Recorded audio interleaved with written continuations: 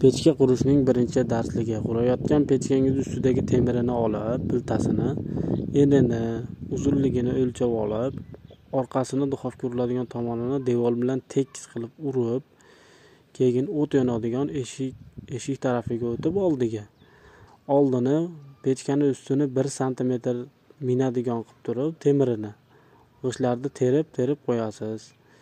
Keyin u razmer chiqqandan keyin g'ishtlarni olib, rastvorga yoki kilega o'tirg'izishni boshlaysiz. Birinchi tashqari tomonini qilib olib turib, keyin ichkari tomonini to'ldirib chiqasiz, splashnoy qilib. Loyda, rastvorda va manaqa bizga o'xshab termostoyka kilelarda qilishingiz mumkin. Loyda основной черный pechka qilinadi, rastvorda подрашивка pechka qilinadi.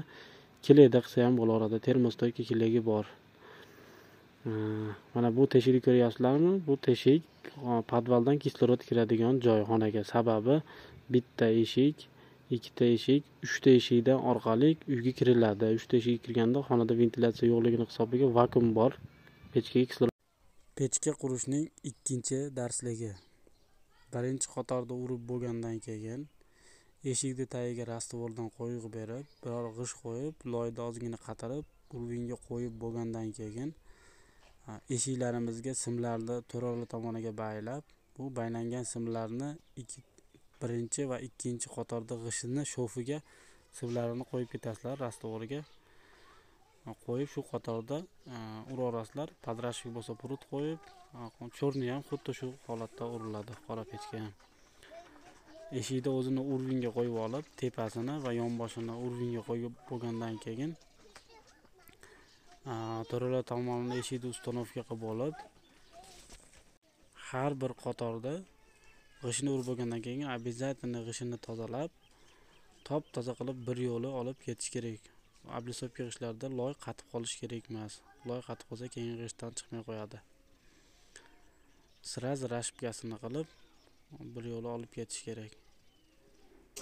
Keyingisida xohlachilarning eshik tepasiga mana qilib, konus qilib g'ishtni kesib, buni ham sababini aytamiz.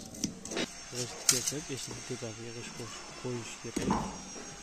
Sababi eshik ko'p ochilib yopilganda, qiziganda g'ishtlar kattayib kichkinayadi. Temir qiziganda kattayib kichkinayadi. Kattayib kichkinaganda hisobiga vertikal, ya'ni tikkachasiga shof qilsanglar, u keyinchalik to'kilib ketadi.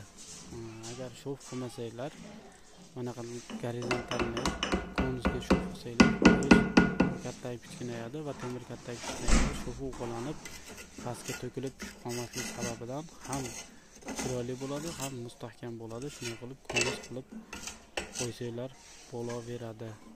Kim qanday xohlasa, qolgan pechkalarga bunaqa konus qilish shart emas. Qiziquvchilarga va chiroyli chiqadi degan erkakning odamlarga qilsa bo'ladi. Eshiklarni mana qumlarni tozalab, chiroyli qilib ketasizlar. Simshotkada artib, keyin o'zimiz oddiy kraska shotkada shoxlarni tozalab qo'ysanglar bo'ladi. Besh qilib rashibga qilib turib.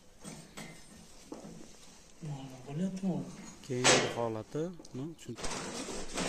eshiklarni o'rnatib bo'lib, mana rishotkani enini, uzunini o'lchab, xuddi shu razmerda mana shu ichiga g'isht urib, keyin mana rishotka qo'yiladi. Mana bilan teng qilib rishotka qo'yilmaylari zamaska bo'lib ketadi. Oblisovka g'isht ichidan chorniy urilib chiqadi mana. Xuddi shu holatda bo'ladi. Ona eshigi tozalanadigan eshik. Eshikni qanday qilib ustonovka qilyapti deganga mana simlar bor. Teshigi bo'ladi, simni baylab, eshib turib, g'isht orasiga qo'yib ketasizlar. Mana xuddi shu holatda bo'ladi. Sekin qatirib qiladiganlar qilaveradi. Endi hozirgi 3-etapida, bu 2-etapi, 3-darslikda duxovka qo'yishni o'rgatamiz. Ungacha bittadan like bosib, kommentar o'z savollarga yozib, podashka qilib turasizlar. Pechka qurishda 7-darsligi, 7-pog'onasi etapi deydi-yu. Mana tepasini ko'rsatamiz. Mana bu tomondan chiqib keldi tutun. Hala urilib ketadi hozir. Nima tomonda tutun chiqdi. Bitta eshikdan ba'dan bekitdik, tepagacha bekitib ketaveramiz.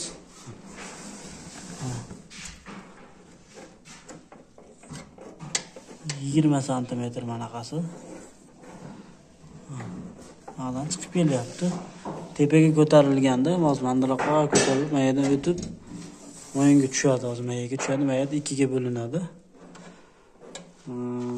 Hozir mana qaqishdan olamiz. Mayaga bunday qilib urib qo'yamiz-da. Mana shunda teshik qoladi. Shunda mayada bitta dimovoy yashqi katta bo'ladi, qomalib turib, o't bu tepaga o'tadi, pastga tushadi. Mana g'ishtaydan o'tib turib, mana mo'riga tepaga chiqib ketadi. Endi vitishga.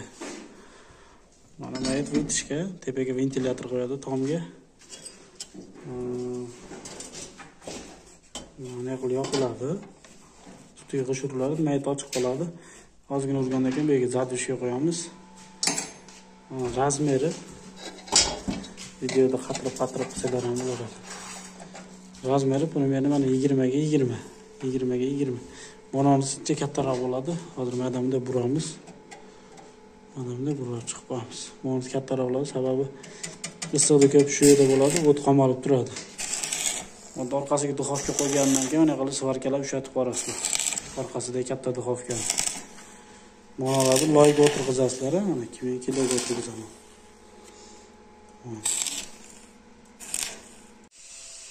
Sakkizinchi darslik. Jinda esimizdan chiqib qolibdi-mi? Sizlar ko'rsatib o'tib ketish.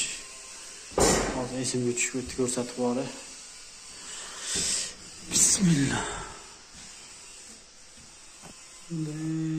Kirganda mana u voy ko'rsatib o'tgan kanalim mana yerda to'xtadi. Mana sizlarga tepaga ana 25-26 santimetrcha qolibdi. İşte to'xtadi, bu pastga tushib ketgan joyi bor edi. Pastga tushib mayadan chiqaradi. Mana. Birinchi o'chir shu yerda to'sib olamiz, tutun chiqib ketadigan joyda. Yaxshilab to'sib olib, mana kanalni mana. Adam tushib ketib, madan chiqyapti. Keyin bu yog'ini to'samiz. Agar tepasi yopiq bo'lsa, ochiq bo'lsa farqi yo'q, bir chekana qilib ketaveramiz. Mana hali vitishkasini hali urmadim. Vitishkasini addenni urib, vitishkasini o'zimaydan o'yib, chiqib ketaveramiz, mana o'yib. Chiqib ketaveramiz. Savollar bo'lsa, berasizlar inshaalloh javob beramiz. Assalomu alaykum va rahmatullohi va barakatuh. Bizim Novqot rayoni Rossiya kolxozi Qalday ayladamiz. Mana shu uyning ichidagi pechkani ko'rsatamiz hozir. 60 ming so'mlik pechka qanaqa bo'lgan? Ketdik. Qara bismillah. Ko'tarildik. Chap qo'lga yuramiz. Abdaki makani pechkasi mana. Bismillah deb kirib turib, mana 60 ming so'mlik pechka. Bishkek temirlari bishkeklariga, mana eshik g'ishlari ablusopga g'ish. Ablusopga keraklariga telefon qilib olasizlar bemalol. Mana onisi vitishkasi. Yonboshida arka duxovkasi mana. Bu duxovkadan ham issiq chiqadi. Ovqat qilyotib tortadi, qilib bo'lgandan keyin shiddat yopib qo'yadi. Termostoyga kraskalandi. Kvartsoviy rastvorda shoflari bo'ldi. Mana. G'ish kerak bo'lsa 0755 39 14 00 telefon raqamlariga bemalol aloqaga chiqarasizlar.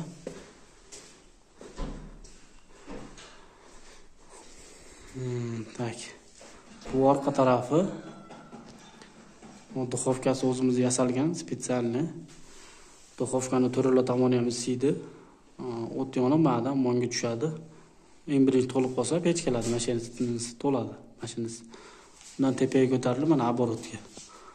Mana ekran issiq ekansi. Bundan sentralnisi tozalanadi, tepadan tushgan mondan aborot tozalanadi.